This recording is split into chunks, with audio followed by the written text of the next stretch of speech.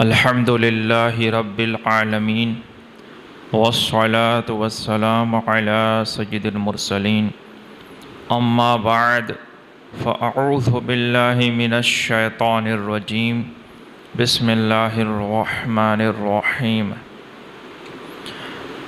یوم ینفخ فی الصور فتأتون افواجا آمنت باللہ صدق اللہ مولانا العظیم وبلغنا رسولہ النبی الکریم ونحن علی ذلک لمن الشاہدین والشاکرین والحمد للہ رب العالمین ان اللہ وملائکتہ یصلون علی النبی یا ایہا الذین آمنوا صلوا علیہ وسلموا تسلیما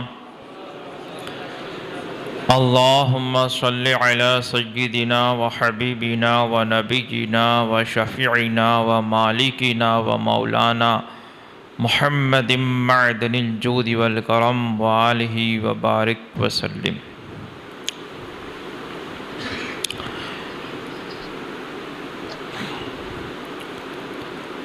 دوسری سور پھونکے جانے کے بعد لوگ جمع کیے جائیں گے، حشر ہوگا، اس کے متعلق ہم گفتگو کر رہے تھے۔ اس سلسلے میں کئی باتیں ذکر کی گئی، آج مزید بھی انشاءاللہ سنیں گے، اور دل کے کانوں سے سنیں، توجہ سے سنیں کہ جب ہمیں دوبارہ اٹھایا جائے گا اس وقت کوئی رشتہ کام نہیں آئے گا، باپ بیٹا، ماں بھائی بہن، بیوی شوہر، یہ سب مختلف ہو جائیں گے۔ نبی کریم صلی اللہ علیہ وسلم ارشاد فرمایا کہ قیامت کے دن میرے رشتے کے سوا کوئی بھی رشتہ کام نہیں آئے گا، سارے رشتے ٹوٹ جائیں گے۔ لہٰذا اچھے سے سمجھیں، اچھے سے سنیں اور عمل کی کوشش کریں کہ آج ہم لوگوں کو دیکھ دیکھ کر اور ان کی باتیں سن سن کر ہم ان کو اچھا لگانے کی کوشش کرتے ہیں کہ یہ لوگ ناراض نہ ہو جائیں، لیکن سوچیں کہ پھر آخرت میں جب ہمیں دوبارہ اٹھایا جائے گا اور اللہ کی بارگاہ میں پیش کیا جائے گا تو پھر وہ کون سی چیز ہوگی جو اس وقت ہمیں کام آئے گی۔ ہر آدمی اپنے فائدے کے بارے میں سوچتا ہے، اور عقل مند وہی ہے جو وہ کام کرے جس میں اس کا فائدہ ہو، اور خاص کر کے عقل مند وہ ہے جو آخرت کے فائدے کے کام کرتا ہے۔ خیر، کچھ احادیث مبارکہ ہیں اس سلسلے میں جس کا نچوڑ یا خلاصہ کہہ لیں یا مفہوم کہہ لیں، وہ انشاءاللہ آپ کے سامنے سنانے کی کوشش کروں گا۔ اللہ تعالیٰ مجھے اور آپ کو عمل کی توفیق عطا فرمائے۔ گزشتہ ہم نے قرآن شریف پڑھنے والے اور اس کے والدین کی جو عزت کی جائے گی اس کے بارے میں سماعت کیا تھا۔ حضرت سعد بن عبادہ رضی اللہ تعالیٰ عنہ سے روایت ہے کہ نبی کریم صلی اللہ علیہ وسلم ارشاد فرمایا، جو قرآن پڑھے اور پھر اس کو بھول جائے وہ اللہ تعالیٰ سے کوڑی ہونے کی حالت میں ملے گا۔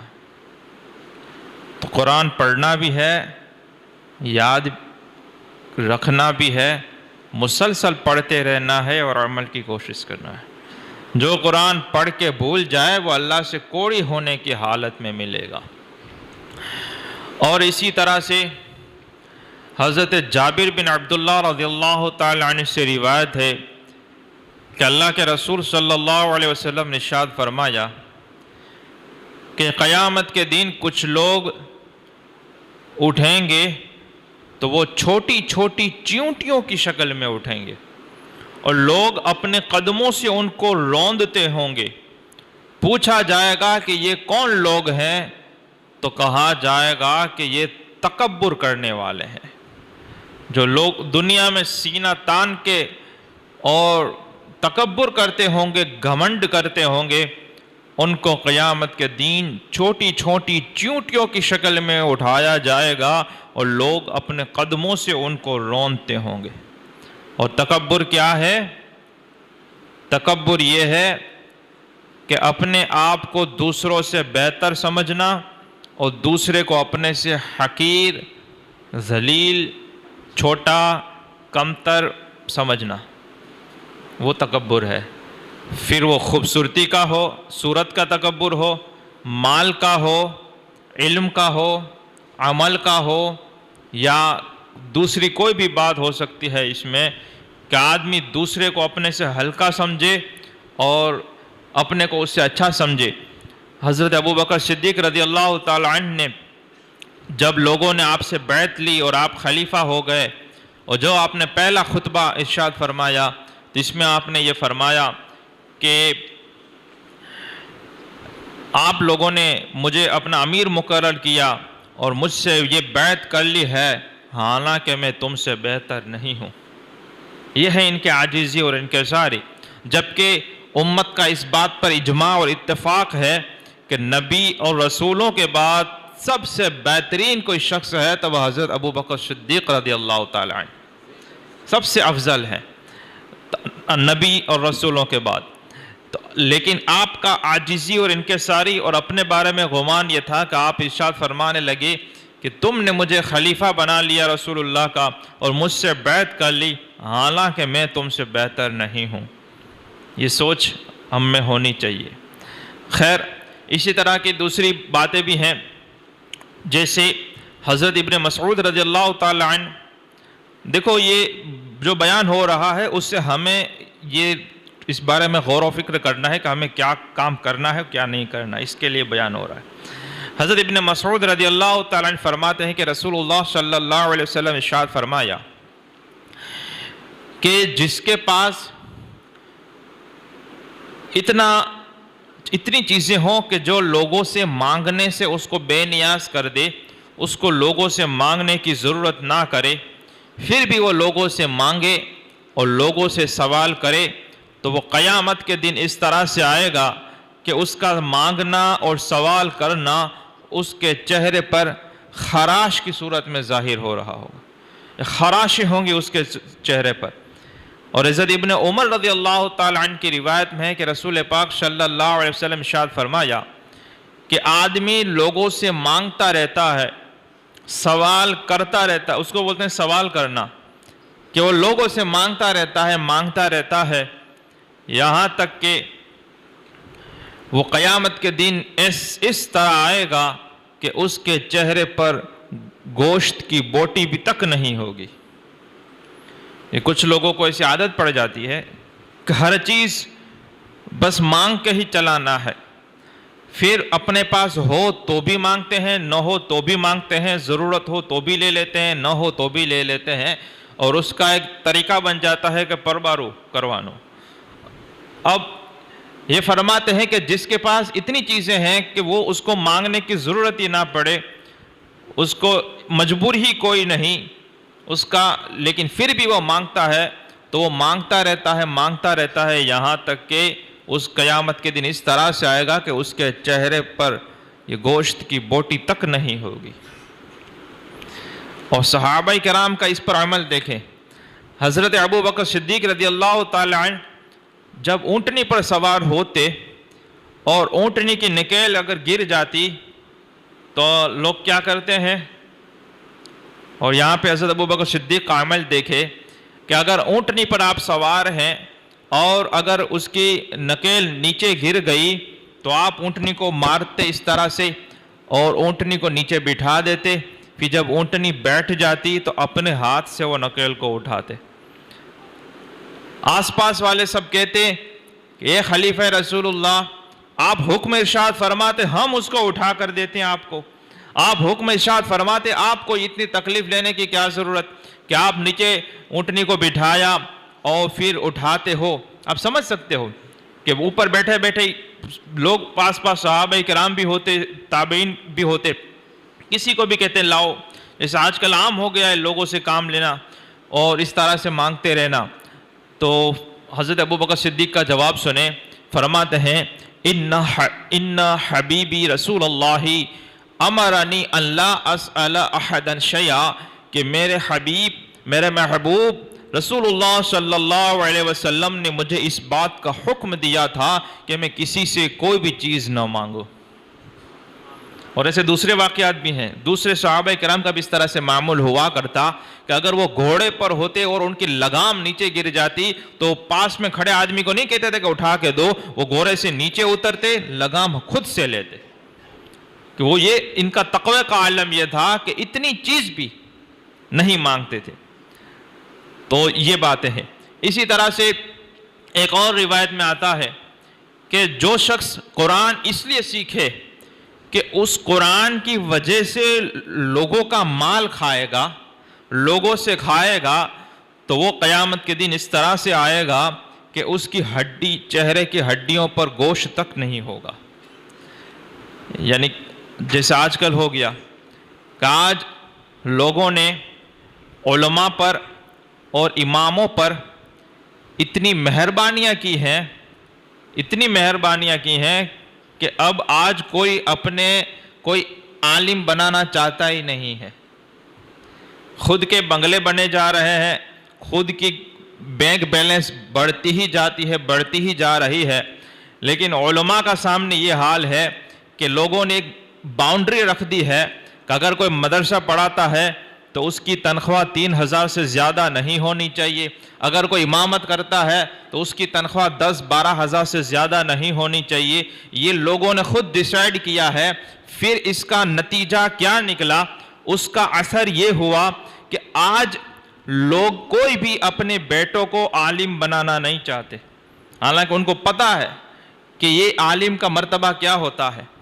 سب کچھ جانتے ہیں لیکن خود اپنے بیٹوں کو نہیں بنانا چاہتے. اور اس کی حد یہ ہو گئی کہ آج امام لوگ اور عالم لوگ بھی اپنے بیٹوں کو عالم نہیں بنا رہے.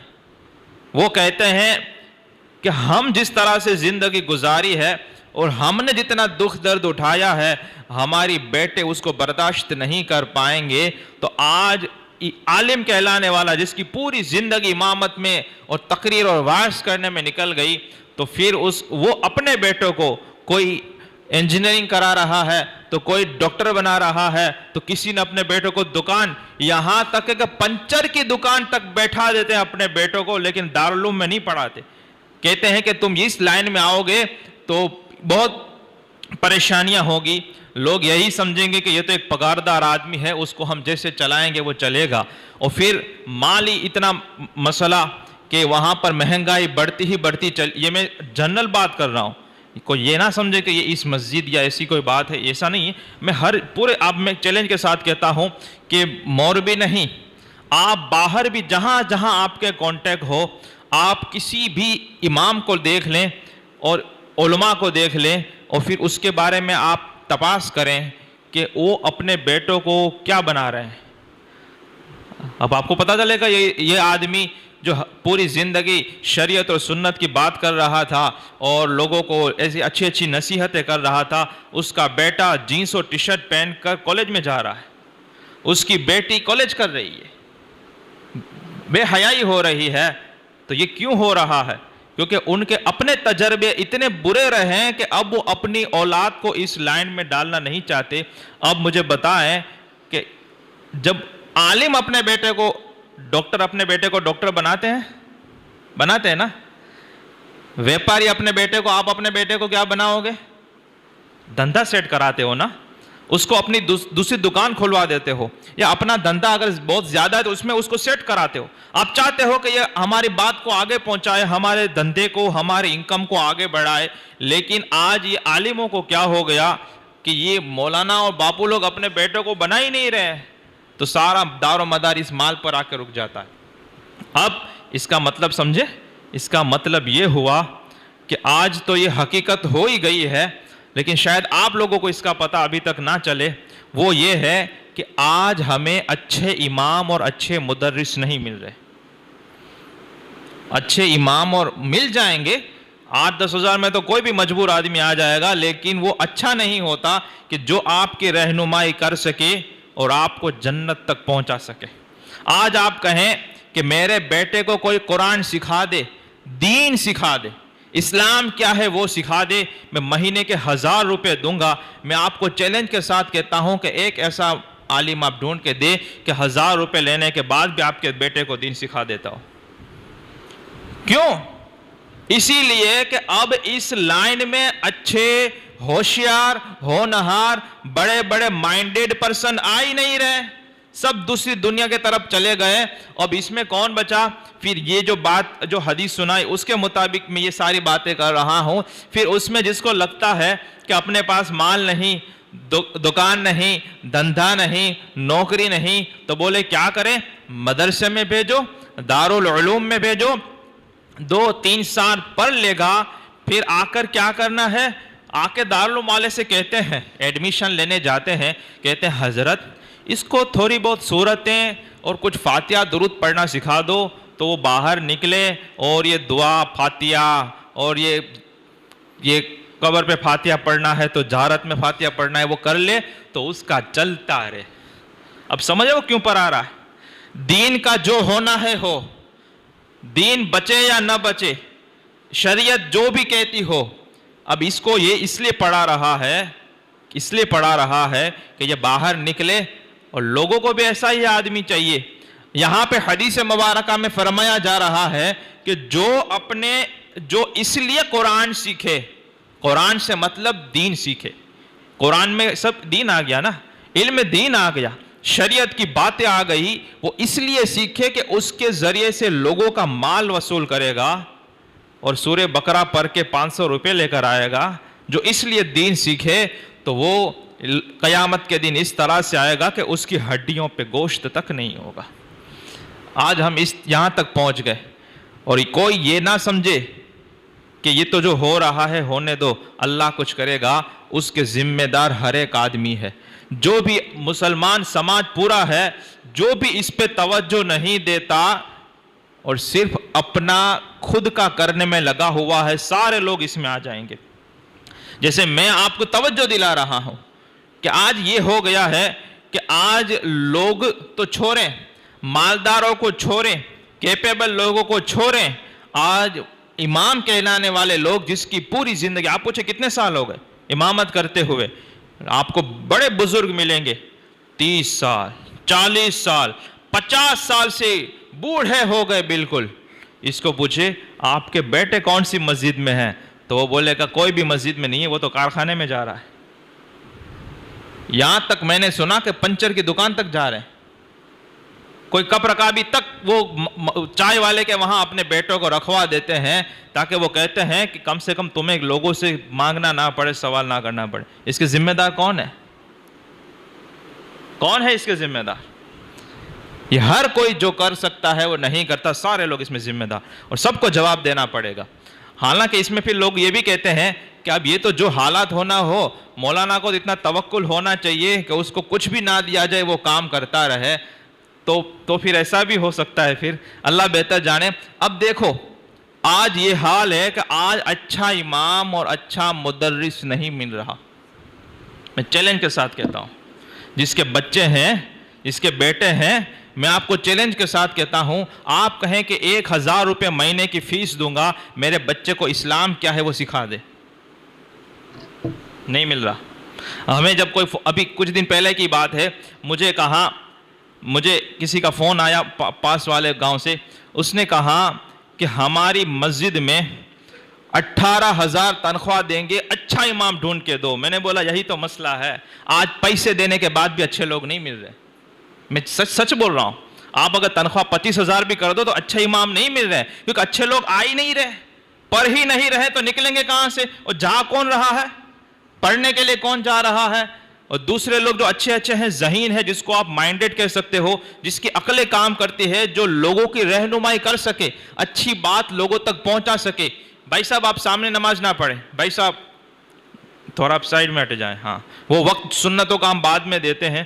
یہ آج امام کا یہ حال ہے کہ یہ مسئلہ بیان جو میں نے ابھی کیا، آج لوگوں کو اتنی بھی ہمت نہیں ہوتی کہ وہ مسئلہ بیان کر سکے. ان کو ٹینشن ہوتا ہے کہ میں مسئلہ بیان کروں گا، کوئی برا کرے گا، مجھے نوکری سے نکال دے کہ میں کہاں جاؤں گا. یہ حال ہو گیا ہے. پھر ایسے لوگ آتے ہیں کہ وہ سمجھتے ہیں کہ کچھ فاتحہ درود پڑھ لیں گے، کہیں پہ جا کر سورہ بقرہ پڑھ لیں گے. سورہ بقرہ اس لیے نازل ہوئی تھی، تو اس لیے نازل ہوئی تھی کہ یہ دنیا داروں کے وہاں برکت ہو، اور جو اس لیے پڑھاتا ہے اس کو برکت بھی نہیں ملتی، کیونکہ پڑھنے والا پڑھ ہی پیسے کے لیے رہا ہے، برکت کہاں سے ملیں گی. وہ بھی ہم سنیں گے کہ کس طرح سے یہ سورہ بقرہ کتنی برکت والی، کتنی فضیلت والی ہے. اب سنیں، قرآن شریف میں سورہ نبا میں فرماتا ہے یوم ینفخ فی الصور فتأتون افواجا، کہ محشر قیامت کے دن جب سور میں پھونکا جائے گا تو تم گروہ در گروہ آؤ گے. تو پوچھا گیا کہ وہ گروہ در گروہ سے، خطیب بغدادی رحمۃ اللہ تعالی علیہ نے ایک حدیث مبارکہ روایت فرمائی ہے کہ حضور فرماتے ہیں کہ میری امت الگ الگ 10 طرح کے لوگوں میں، 10 قسم کے گروہ میں آئے گی. ایک شخص آئیں گے جو بندر کی شکل میں اٹھائے جائیں گے، جیسے اعمال ہوں گے ویسی شکلیں ہوں گی. یاد رکھیں، آج کوئی روپاڑا ہے تو کل محشر میں ایسا نہیں ہوگا، اور آج اگر کوئی کالا ہے تو کل پھر ایسا نہیں ہوگا. جیسے دنیا میں عمل ہوں گے ایسے اٹھایا جائے گا. حضور فرماتے ہیں کہ میری امت میں سے کچھ لوگ بندر کی شکل میں اٹھائے جائیں گے، یہ لوگ چغل خور ہوں گے.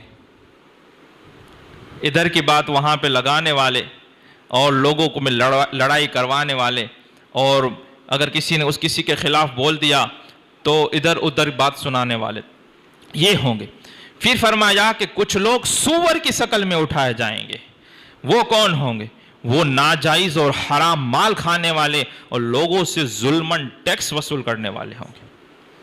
پھر فرمایا کہ کچھ لوگ اس طرح سے آئیں گے کہ وہ اوندھے ہوں گے، ان کے سر نیچے ہوں گے، اس کے پاؤں اوپر ہوں گے، قدم ان کے اوپر ہوں گے، اور ان کو منہ کے بل گھسیٹ کر لے جایا جائے گا، گھسیٹا جائے گا منہ کے بل پر. اوندھے ہوں گے، سر اوپر ہوں گے. بولے یہ لوگ بیاج کھانے والے ہوں گے.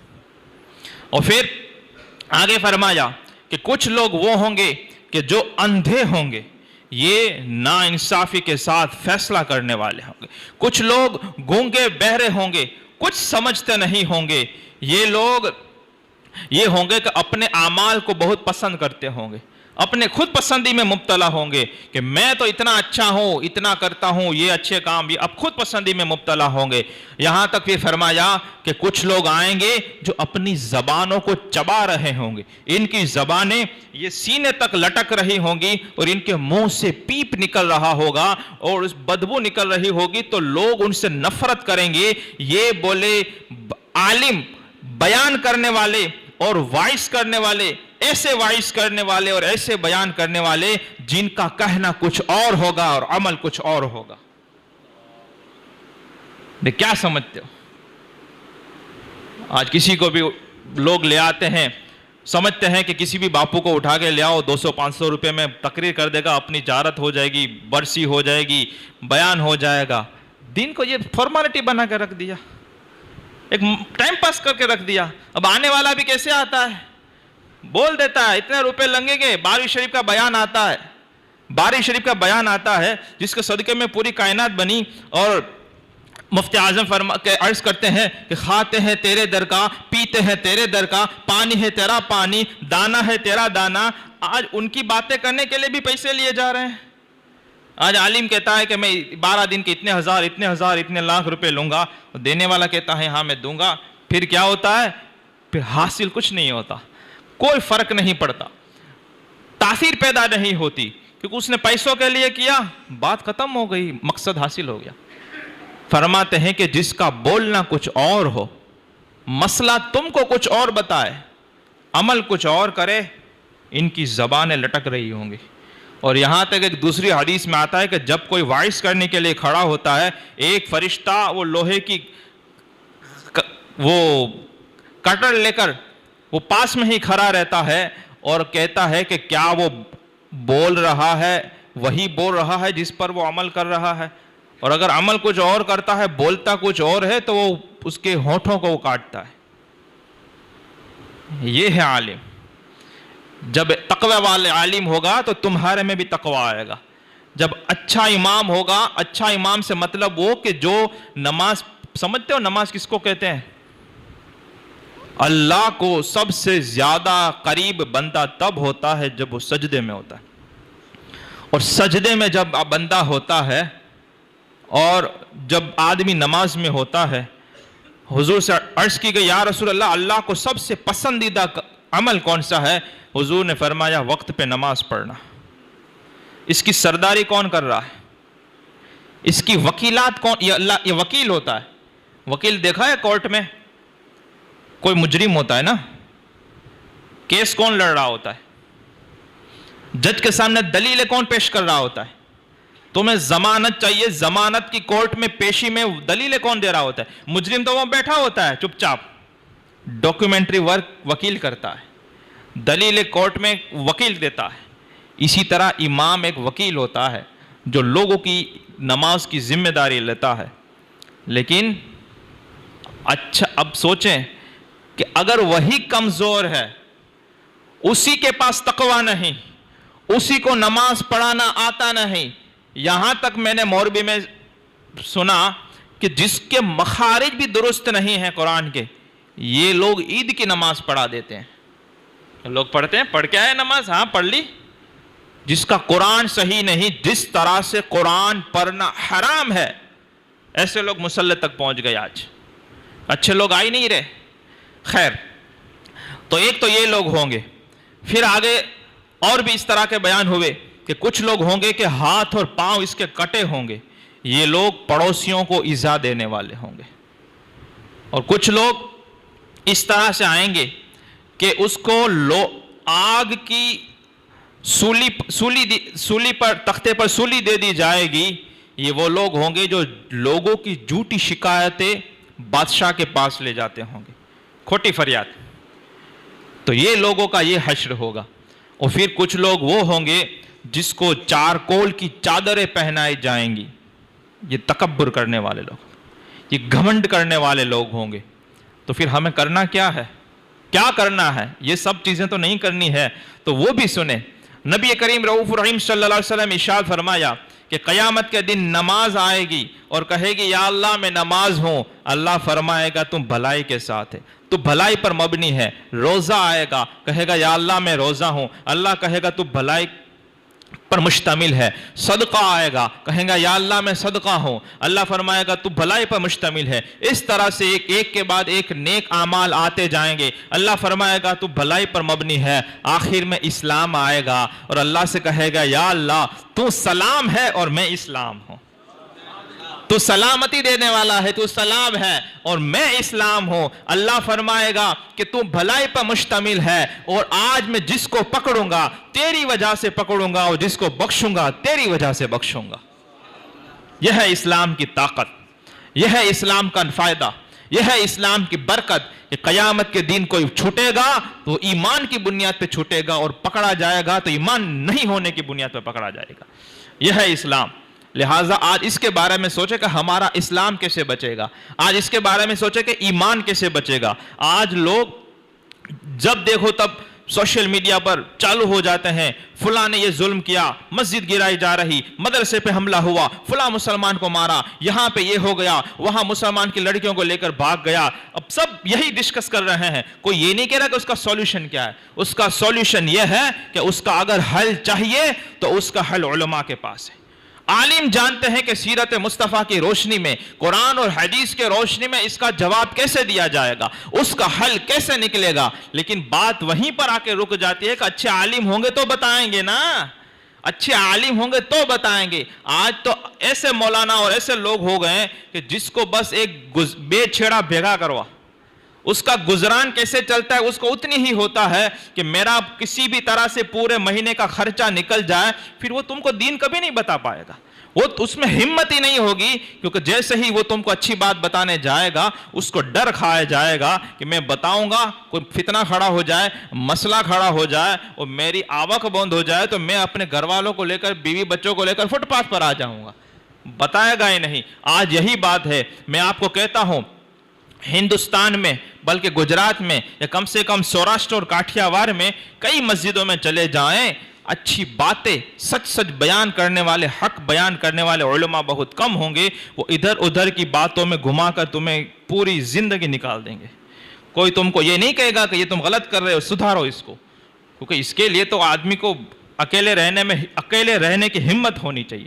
آئی بات سمجھ میں؟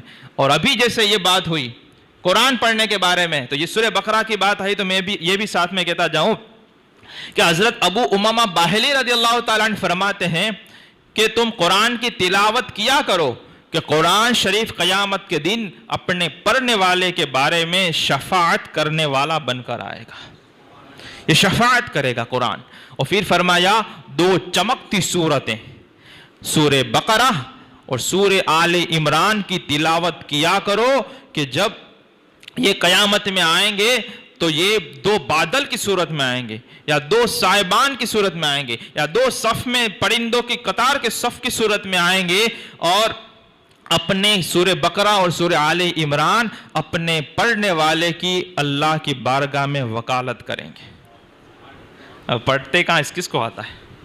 سیکھنا بھی نہیں ہے، تو یہ سب کرنا ہے، یہ کرنے والے کام کرو، اور جو فضول کے کام ہے اس کو چھوڑو، گناہوں کے کام کو چھوڑو، وقت آپ کے پاس ملے گا یہ پڑھنے کا، یہ ہے۔ اور ابو امامہ باہلی رضی اللہ تعالیٰ عنہ سے ایک اور حدیث ہے، آخری دو باتیں پیش کر کے اپنی تقریر ختم کر رہا ہوں، کہ وہ فرماتے ہیں کہ جس نے ایک آیت بھی سیکھی ہوگی، قرآن کی ایک آیت بھی سیکھی ہوگی، وہ آیت قیامت کے دن اس کو ہنستے چہرے کے ساتھ اس کا استقبال کرے گی۔ کیا چاہیے ہمیں؟ کیا چاہیے؟ سوچو، کوئی بندر کی صورت میں اٹھ رہا ہے، کوئی سور کی شکل میں اٹھ رہا ہے، کوئی اوندھا اٹھا جا رہا ہے، کوئی کسی کے ہاتھ پیر کٹے ہوئے ہیں، کہ کوئی چونٹیوں کی شکل میں ہے، کوئی کتوں کی شکل میں ہوں گے۔ حضور فرماتے ہیں کہ جو منہ پہ لوگوں کے عیب بیان کرتا ہو، پیٹھ کے پیچھے لوگوں کی برائی بیان کرتا ہو، اور جو شخص اس طرح سے چغلیاں کرتا ہو، قیامت کے دن وہ کتے کی شکل میں اٹھایا جائے گا۔ اور فرمایا کہ جو ذو الوجہین ہوگا، دو رخا آدمی، دو زبان والا ہوگا، قیامت کے دن اللہ تعالیٰ اس کو دو منہ والا اٹھائے گا۔ اور ایک دوسری روایت میں ہے کہ اس کی اللہ تعالیٰ اس کی آگ کی دو زبانیں ہوں گی۔ دو رخا سمجھتے ہو؟ دو رخا سمجھتے ہو؟ کیا کیسے سمجھاؤں میں آپ کو؟ جیسے امام صاحب کا ہاتھ چومتا ہے، کہتا ہے کہ تمہارا جو وہ امام جو تمہارا جو وہ کوئی نہ تھا، وہ باہر نکل کے کیا کہتا ہے؟ آپ نے مجھا نہ تھا، دھیان مغج میں نت بستا۔